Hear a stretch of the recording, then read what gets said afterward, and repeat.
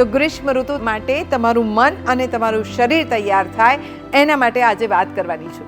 ગ્રીષ્મ ઋતુ એટલે બહાર સખત ગરમી હશે, બધે જ તપેલું હશે. શું તપેલું હશે? સડક તપેલી હશે, ગાડી તપેલી હશે, સ્કૂટર તપેલા હશે અને આ ગરમીની ઋતુમાં માણસના મન પણ તપેલા હશે. તો એ વખતે શું કરવાનું?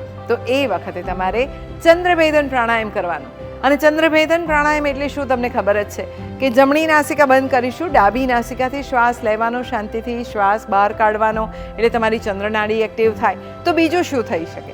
તો બીજું એ થઈ શકે કે આ ગ્રીષ્મ ઋતુમાં તમે સૂતા પહેલાં શરૂઆતમાં તમારે જમણા પડખે સૂવાનું.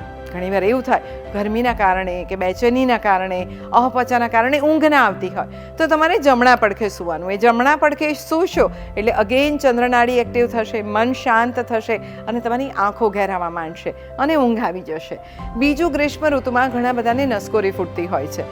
તો એ કેમ ફૂટે છે? ગરમીના કારણે ફૂટે છે. તો એવા વખતે તમારે શું કરવાનું કે શીતકારી અને શીતલી પ્રાણાયામ કરવાનું. તો એ કેવી રીતે કરવાનું એ પણ તમને ખબર જ છે.